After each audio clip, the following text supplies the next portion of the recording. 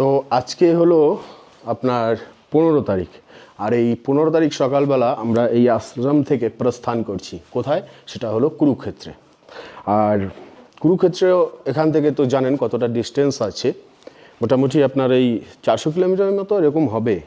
তো দারুণ একটা স্থানে ছিলাম। এখানে আপনার যারা কৃষ্ণ ভক্ত, আগেই বলেছি যে কৃষ্ণ ভক্তদের থাকার কিন্তু ব্যাপক জায়গা। এখানে বাঙালি ব্যবস্থা আছে, এখানে অনেকগুলো রুম আছে, দেখতে পাচ্ছেন নিচতলাতেও আছে। হ্যাঁ, তো এই স্থানটা না থাকলে হয়তো সিমলা আসার সাহসও আমরা করতে পারতাম না। কেন কি জানেন, যে প্রসাদের জন্য প্রবলেম হয়ে যায়। তো এখন সকালবেলা বেরিয়ে যেতে হবে, এখান থেকে গাড়ি ধরতে হবে, একদম সোজা দিল্লির গাড়ি ধরবো, মাঝপথেই আপনার কুরুক্ষেত্র নেমে যাব। তো যাই হোক, চলুন এখন সকালবেলা 10টা বাজে আর কি খিচুড়ি প্রসাদের আয়োজন হয়েছে। আমরা খিচুড়ি প্রসাদ পেয়েই এখান থেকে রওনা দেব, সঙ্গে থাকুন। তো যাই হোক, আমরা শুধুমাত্র একদিনই এখানে থাকলাম, একটু বেশি দিন থাকলে ভালো হতো। মানে আরেকটা দিন থাকার প্রোগ্রাম ছিল, কিন্তু সেটা আর হলো না। এখন মোটামুটি আমাদের সব গুছগাছ হয়ে গেছে। এই হলো রুম, এই মোটামুটি বেশি একটা ভাড়াও নয়, অল্প বাজেটের মধ্যেই কিন্তু আপনারা প্রোগ্রাম করতে পারবেন এখানে আসলে। আর এই যে রনি দেখুন ব্যাগ গুছিয়ে নিয়েছে, এখন নিচে শুধু প্রসাদ পেয়েই রওনা দিলে হবে। আর এই হলো এখানের বাথরুম, এই একদম নিট অ্যান্ড ক্লিন আছে, কোনো অসুবিধা নেই, কমোড সিস্টেম আছে। তো নিচতলা এবারে যাব প্রসাদ পাওয়ার জন্য। চলো রনি।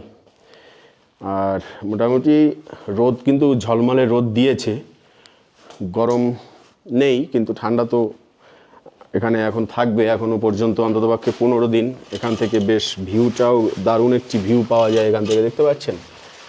ওয়াও, দুদিকেই পাহাড়, সুন্দর সুন্দর কিন্তু রুম আছে এখানে। হ্যাঁ, ভিউটাও কিন্তু সেরকম। দেবভূমি দর্শন করার জন্য ব্যাপক স্থান, কোনো সমস্যা নেই। যাই হোক, আমরা তাহলে আবার যেতে হবে কুরুক্ষেত্র। আর কুরুক্ষেত্রের ভিডিওগুলো কিন্তু গাইড করে দেবো সম্পূর্ণ, আর কিভাবে যাচ্ছি সিমলা থেকে কুরুক্ষেত্র। প্ল্যান আসলে ট্রাভেলের জন্য প্ল্যানটা হলো সবচাইতে বড় কথা। যে যত ভালোভাবে প্ল্যান করতে পারবে তার কিন্তু ট্যুরটা তত ভালো হয়। চলে আসো, চলুন দেখি নিচে কি হচ্ছে। রাধে রাধে।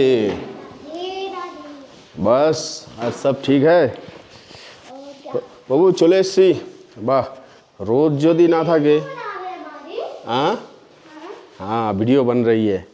তো যাই হোক, এখানে একটা সিটিং এরিয়া আছে, এখানে মহারাজ এসে বসেন, আর তারপরে মিটিং করেন, প্রোগ্রাম আদি সব কিছু হয়। ঝলমলে রোদ, যেখানেই যাচ্ছি মোটামুটি রোদ পাওয়া যাচ্ছে।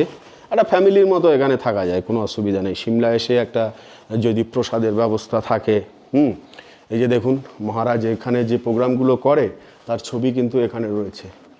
বিভিন্ন প্রোগ্রাম ওনাদের অনুষ্ঠানের সেই সব ছবিগুলো এখানে লাগানো রয়েছে। আমাদের প্রভু যে আছে এখন কিচেনে আছে, খিচুড়ি প্রসাদ রন্ধন করছে। প্রভু আসবো? কিচেন এরিয়া তো বিশাল বড়, বা অনেক বড় কিচেন।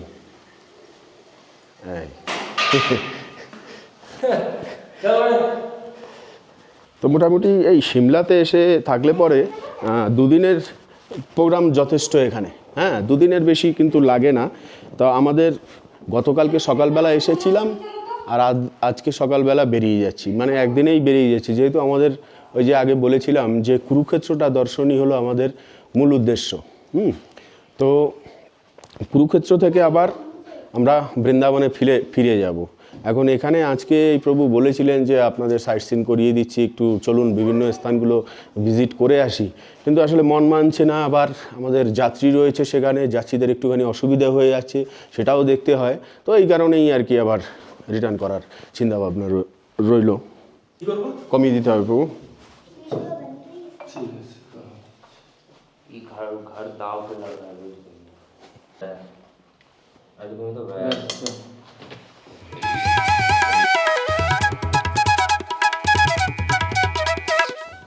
তো যাই হোক, আমরা বেরিয়ে পড়লাম বাস স্ট্যান্ডে যাওয়ার জন্য।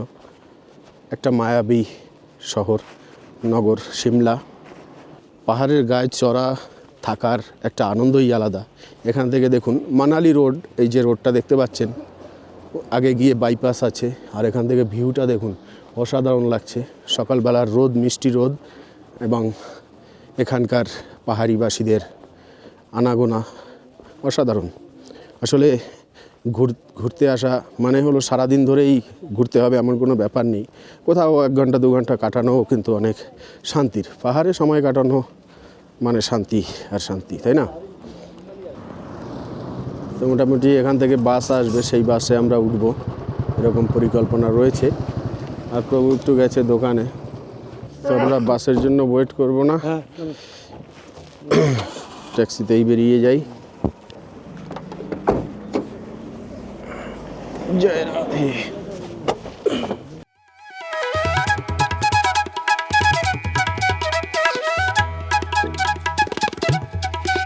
তো আজকে থাকতে পারলে ভালো হতো, কিন্তু প্রভু প্ল্যান তো সেরকমই, কিন্তু এখন উপরের প্রেশার, তলের প্রেশার, মাঝখানের প্রেশার সব একবারে দিয়ে দিয়েছে, বাধ্য হয়ে চলে যেতে হচ্ছে।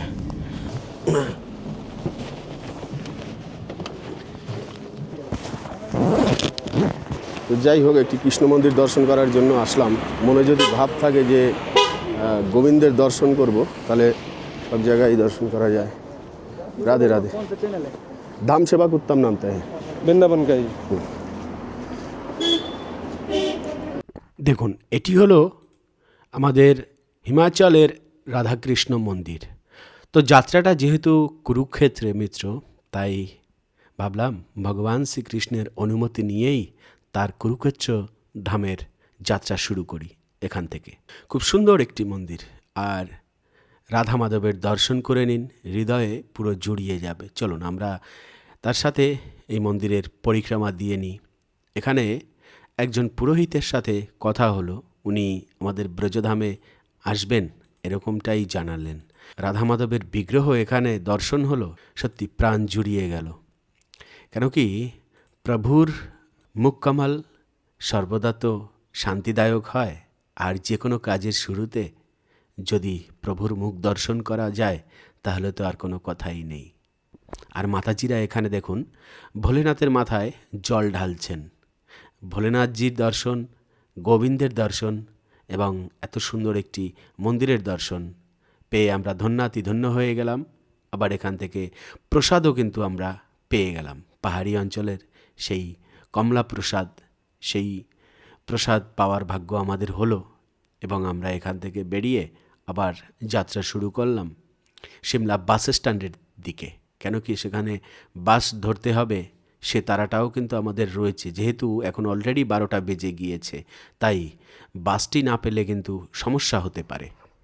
তো যাই হোক, প্রসাদ পেয়ে গেলাম মন্দির থেকে। হ্যাঁ হ্যাঁ। তো কুরুক্ষেত্র যাত্রার আগে ভগবানের দর্শন এবং প্রসাদ সব কিছুই হয়ে গেল, যাত্রা তো শুভ হবেই। লোকে কি আগে দাঁত পড়ে?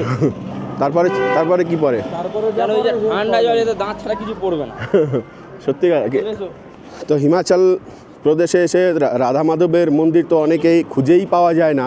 আসলে বোঝার, দেখুন মন্দিরটি কত সুন্দর জায়গায়, বোঝারও উপায় নেই, হঠাৎ করে চোখে পড়েও না সহজে।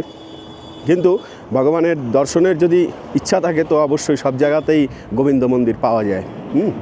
তো টিকিট কাউন্টারে খবর নিয়ে জানতে পারলাম যে আধা ঘন্টা আগে বাসটি ছেড়ে চলে গিয়েছে, পরবর্তী বাস আজকে পাবে বিকেলে। তাহলে আমরা কি করব? আমরা এখান থেকে যাব চণ্ডীগড়, এবং চণ্ডীগড় থেকে কুরুক্ষেত্রের বাস ধরব, এটাই পরিকল্পনা হলো। তো ওইটাই করবো, বেকার মানে এখন 11:30, 12টা, 1টা, 2 ঘন্টা, আমি 3 ঘন্টা চণ্ডীগড় পড়ে যাবো। ওখান থেকে এখান থেকে টিকিট কাটবো, এই কাউন্টার থেকে টিকিট কেটে তারপরে চণ্ডীগড় যাব। তো এখান থেকে আপনি যদি ডাইরেক্ট দিল্লির বাস না পেলেন, ধরুন কুরুক্ষেত্রের বাস না পেলেন, বললো যে আমাদের দেরি হয়ে গেছে একটু, 1টা-1:30টার সময় বাসটা ছাড়বে। তো আমরা 1:30 অবধি কেন ওয়েট করবো, আমাদের কাছে 2 ঘন্টা সময় এখনও বাকি আছে, 1.5 ঘন্টা। তো আমরা চণ্ডীগড়ে চলে যাব, ওখান থেকে অ্যাভেলেবেল পাচ্ছি আমি, বাস চেপে যাব, কোনো সমস্যা নেই। তো এই হলো বাসের লুক এবং বাসের সিট, অনেক যাত্রী উঠেছেন, আর ঝলমেলে রোদ আছে, কোনো সমস্যা নেই।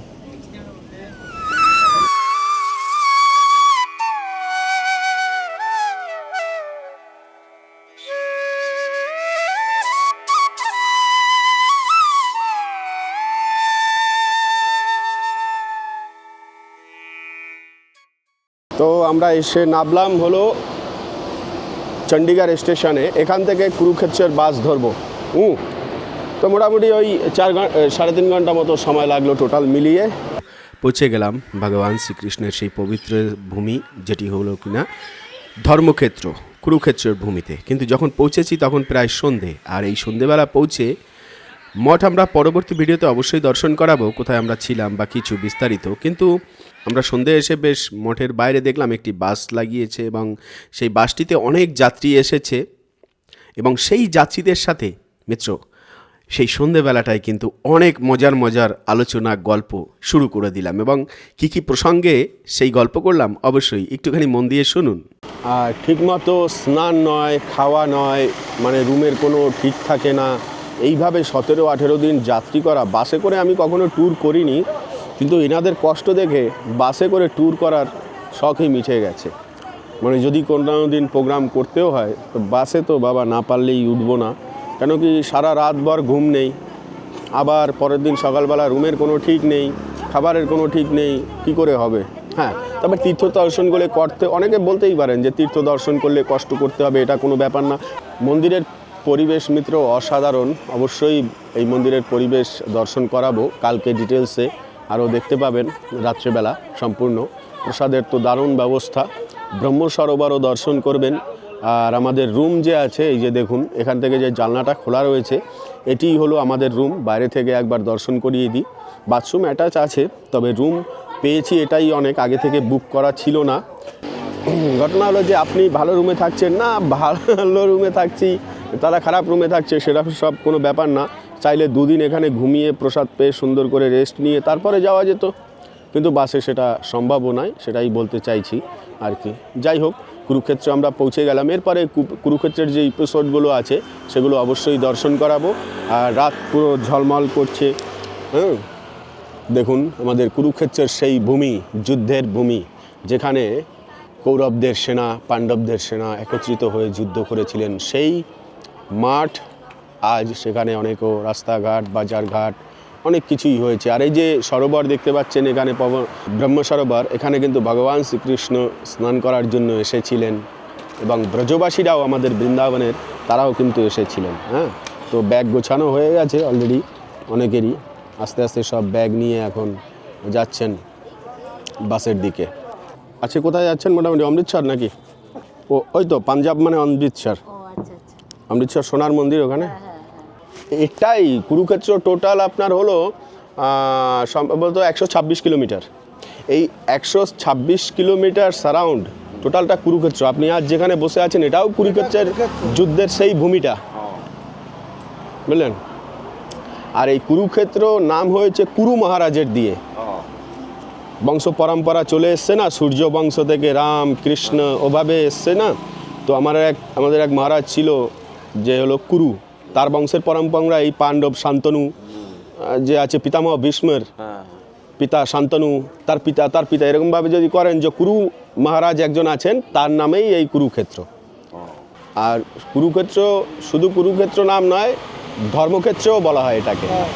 কেন কি যুদ্ধটা হয়েছিল কি নিয়ে? ধর্ম নিয়ে, ধর্মকে প্রতিষ্ঠা করার জন্য, তাই ধর্মক্ষেত্রেও বলে।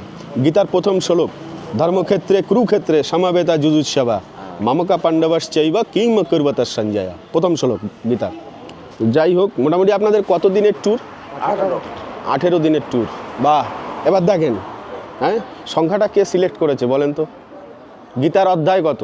18। হ্যাঁ, 18 না? যুদ্ধ হয়েছিল কদিন? 18। আপনারা ট্যুরে বেশি বেরিয়েছেন কতদিন? দেখেছেন সম্পর্কটা কিরম হয়ে গেল। 18 সংখ্যা কিন্তু খুব সুন্দর সংখ্যা। ঠিক আছে। আর ভাগবতে শ্লোক কত আছে? 18,000। যাই হোক, গৌড়িয়া মঠের, হ্যাঁ গৌড়িয়া মঠের না, ইসকন না, ইসকন আলাদা। সুন্দর বাংলা বলেন, আর কোথাও বলে না বাংলা এখানে। এখন আমি তো বাঙালি, বাংলা বলবে, আমি তো বাঙালি, ওই জন্য বাংলা বলতে হয় না। এমনি আপনার দেশ কোথায়? পশ্চিমবাংলা, সোনারপুরে। চেষ্টা করছি, এখনো পুরোপুরি পারি নাই। কয় জন্মে পারবো তার কোনো ঠিক নেই। সেটা তো ঠিকই, ঈশ্বর করলে এক জন্ম পারে। খালি গলায় মালা দিলেই কি সাধু হয়ে গেলাম? না না না, তবে চেষ্টা হাল ছাড়লে হবে না। না না, চেষ্টা করে যেতে হবে। 9,000 টাকায় 18 দিন। খাওয়া দাওয়া, খাওয়া দাওয়া থাকার বাস। সামনে 9:30, মিডিলে 8:30, আর লাস্টে 7:30। 7.5, এতে কিচ্ছু হয় না, হয় না হয় না। এতে কিচ্ছু হয় না। সাড়ে না মিডিলে 9,000 টাকায় আর কি হবে? এটা মানুষের 500 টাকায় খাওয়া দাওয়া, ব্রেকফাস্ট আদি, আবার একটু থাকারও ব্যবস্থা, অনেক। 500 টাকায় একটা দিন কিছু হয়? কিচ্ছু হয় না। এই আমরা দুজন বেরিয়েছি, এই আমাদের বৃন্দাবনে প্রপার্টি আছে আর কি, গেস্ট হাউস আছে, ভাড়া চলে। ওর আমি বেরিয়েছি কুরুক্ষেত্র আসবো, আর ওখান থেকে চণ্ডীগড় হয়ে সিমলাটা ঘুরে আসবো। ওখানে একটা আশ্রম আছে আবার সিমলায় এমনিতে তো ভক্তরা যেতে পারে না পট করে, কেন কি ভাই, মেন হলো প্রসাদের প্রবলেম। প্রসাদটা না হলে তো আর সেখানে ভক্তরা থাকবে কী করে, তাই না? তো ওখানে একটা আশ্রম আছে, ওখানে ওই জন্য গেলাম, একজন ভক্তও আছে, দেখা করে ওখান থেকে আসলাম। তাতেই বোধহয় কত 1,000-15 খরচা হয়ে গেছে না দুজনে? বেশি না? কিছু না, পয়সা বাইরে বেরোলে এদের কিচ্ছু তো না। লাভ না থাকলে করতে হবে না, এদের তো এটা ব্যবসায়ী, এদের তো এটা ব্যবসা। ওখানে বাসে উঠলেই 500 টাকা সিমলায়। খাওয়া দাওয়া দিচ্ছে 3 দিন, খাওয়া দাওয়া দিয়ে 15 মিনিট ট্যাক্সি থেকে আর 700 অনেক কম, এদের কিছু হয় না বাবা। এই জামানায় 18 দিন ঘোরানো, একটা পরিচালনা করা, রুমের কি এখানে পয়সা নিয়েছে না? নেন আবার রান্নার লোক না, এটার পয়সা আলাদা। এটার পয়সাও না। বাস। উঠে বসা না, বাসের মাল ও তাহলে কি দেবে বলেন? বাসের একটা খরচা 10টা রাত সে আমাদের থাকতে পারে টোটাল কত লোক আছে? 65-60 জন না, তার মধ্যে সিট ছাড়া আছে ধরুন 60 জন। 60 জন। তাহলে মোটামুটি আমি গড়ে 7 করেও যদি ফেলাই, 6 করেই 5 7 35, 3 লাখ, 4 লাখ টাকা মতো কালেকশন হয়েছে, 4 একটু সামথিং উপরে। তাতে গাড়ির তেল, একটা লেবার, বাজার খরচ, রান্নার লোকের খরচা 2.5 লাখ টাকা গাড়ি। তারপরে বাজার ঘাট এত নয়, ও এত লাখখানেক টাকা বিজনেস, লাখখানেক টাকা, 1,20,000 এরকম। ওই না হলে কি কে চালাবে? এত দায়িত্ব কে নেবে ভাই? 60 জন লোক, 60টা গরু পেলে দেখেন না কিরম লাগে। আর মানুষ পালা কি মুখের কথা ভাই? আমরা টুরিস্টের ব্যবসা করি, আমরা জানি যখন 12-15 জন লোক আসে না, রুম হুড়মুড়ি এসব ভরে যায়। এই আমার জল নেই, আমার ও নাই, আমার এই অমুক সমুক, সবারটা শুনতে হয় বাবা, অত সোজা না। কত গালিগালাজ শুনতে হয়। আরে বাবা, আমি তো জানি। 3 জন শেয়ার, তা 3 জন শেয়ার। হ্যাঁ, কিন্তু অনেক অনেক ভালো করছে। এই যে এইটা অনেক আছে যে দেখেন, একটা ট্যুর করলে এই যে 18 দিনের ট্যুরে খরচা কত জানেন? পার পার্সনও যদি খরচা করেন, আপনার চা, অমুক নাস্তা টাস্তা সব কিছুতে খাওয়া, হ্যাঁ, আপনি 18 দিনে 20,000 টাকার নিচে পারবেন না। হবে না তো। 20,000 টাকার নিচে বাবা। 1,000 টাকা আমি যদি ধরি, একটা রুম শেয়ার করেন, 3 জনে মিলে শেয়ার করলে একটা 1,000 টাকার রুম ভাড়া নিলে পরে আপনার 300-400 টাকা মাথা পিছু পড়ছে। 3 টাইম খাওয়ায় 600 টাকা থেকে 500 টাকা খরচা আছে। সে তো অবশ্যই। এবার ঘুরবেন, সে পয়সা যাবে কোথায়? জার্নিংয়ের পয়সা। তাহলে এদের গাড়ি ভাড়া টাড়াগুলো যাচ্ছে যত। কিচ্ছু না, এ পয়সা কিচ্ছু না বাবা, বুঝলেন? এ পয়সা কিচ্ছু না। ভালো হচ্ছে আমাদের মতো যারা আছে, এই হলো আমার রুমগুলো, হ্যাঁ, আমাদের মতো যারা মোটামুটি নিম্ন শ্রেণী আসি আমরা বাবা, তাদের সঙ্গে হঠাৎ করে সামর্থ্যও হয় না, তাই না? যে তীর্থধাম যাত্রা করবো 20 দিন 18 দিন ধরে। আপনার একটা কার্ড থাকলে দেন, কার্ড আছে রুমে, নিয়ে আসো তো। আমার একটা কাজ যারা গাড়ি ছাড়ে। পুরীতে তুমি কি বাবা, তুমি কি পুরীতে থাকো? হ্যাঁ, পুরীতে থাকো তুমি? পুরী না, বৃন্দাবন। বৃন্দাবন তুমি থাকো? হ্যাঁ, বৃন্দাবনেই বাড়ি, কত বছর ধরে আসো? বৃন্দাবনে। দেখে ওখানে তো মদ আর জুয়ো খেলা। ওরে বাবা, এদিকে আপনি বৃন্দাবনের। আমার একটা আনন্দ লাগতেছে, হরে কৃষ্ণ, মানে পোশাক দেখে আর মানুষের ব্যবহার দেখে খুব আনন্দ লাগে, খুব হেল্পফুল। দেখে আনন্দ। আপনি বিশ্বাস করবেন না, সত্যি কথা বলবো, আর আমাদের ওখানে শোনেন, পশ্চিম বাংলায় যেতে মন চায় না। বাড়ির জন্ম কলকাতা শহর, মানে মনে করি যে আমি আমার বাড়ির বারান্দায় দাঁড়িয়ে আছি, কলকাতা শহরের যেখানেই থাকি না কেন, কিন্তু এখন যেতে মন চায় না। কেন গিয়ে সেই বাসে ট্রেনে উঠলে সেই গালাগালি, ছোটোখাটো ব্যাপারে এত উগ্র মেজাজ, এত রাগ। খাবারতে তা বলছে এত টাকা ভাড়া, এত এই খাবার খাই এরা আমাদের বাঙালিকে খারাপ ভালোবাসে, ভাবে আসে। বাঙালি যতই। মানে আমি বলছি ব্যবসাতে এত ঠিক আছে, কার কত সহ্য করে। আর যারা আমাদের যে একটু হাই ফাই লোক আছে না, তারা জায়গায় জায়গায় ইস্টা, এদের আমাদের জায়গায় না থাকে কন্ডিশন দিয়ে ওরা স্পেশাল ঘর নিচ্ছে। তাদের আমাদের হাই ফাই লোক আছে তারা তাই করছে, তাদের তো কোনো একটা কথা বলবো বাবা, শোনেন, আপনার তো বয়স হয়েছে, আপনি এই জিনিসটা বুঝবেন। যাদের রক্ত গরম তারা বুঝবে না। আমাদের একটা তীর্থ যাত্রা, তীর্থযাত্রা মানে হলো, তীর্থযাত্রা মানে হলো সহনশীল হয়ে। এখন এই যে যেখানে দাঁড়িয়ে আছেন, পঞ্চপাণ্ডবরা লাস্টে যখন চলে যায়, যুদ্ধ শুরুর সময় বিদুর মহারাজজি দুর্যোধনের সভা ছেড়ে দিয়েছিল। ছেড়ে দিয়ে কোথায় বেরিয়েছিল? তীর্থ দর্শনে।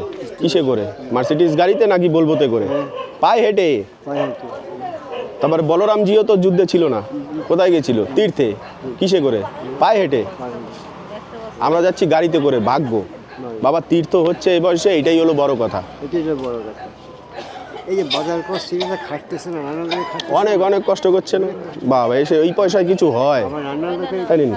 রান্নার লোকে তো এদের তো টাকা দিতে হচ্ছে না তো টাকা দিতে হচ্ছে না, খরচা আছে, অনেক খরচা যে কষ্ট। বঙ্কে ঢুকতেছে সেই বঙ্কে ইয়েতে বাস লাগানো যাবে। তো এই হলো কমন টয়লেট, আর এখানেই সব ভক্তরা ছিলেন। এই হলঘর। এ আবার আবার ওই পায়খানা দেখতে গেছে, পাগল ভর্তি হয়ে গেছে। লাইট বন্ধ করে দেবো, লাইট বন্ধ করে দেবো, রানি লাইট বন্ধ করে দেবো। পটিগুলো পরিষ্কার নেই, পটিগুলো ও তো পরে হবে, বিচ্ছিরি অবস্থা করে গেছে। চলো বন্ধ করে দাও। তো মিত্র, এর পরে মানে আগামীকাল সকালবেলা থেকে কিন্তু আমাদের কুরুক্ষেত্রের ভূমির বিভিন্ন লীলার স্থান, যেরকম কর্ণের টিলা, পিতামহ ভীষ্মের সরসজ্জা, অভিমন্যু চক্রব্যূহ, এবং আরও আমাদের রয়েছে মহাভারতের খুব সুন্দর এক পাত্রী যার নাম হলো দ্রৌপদী, তার কেশ ধৌত হয়েছিল সেই দ্রৌপদী গুহা, সব কিছুই আমরা দর্শন করব, সঙ্গে থাকবেন। তবে এই এপিসোডটি কিন্তু এই অবধি, পরবর্তী কুরুক্ষেত্রের এপিসোড নিয়ে আসছি, সে অবধি ভালো থাকবেন, সুস্থ থাকবেন, আর আমাকে হৃদয় থেকে আশীর্বাদ করবেন। রাধে রাধে।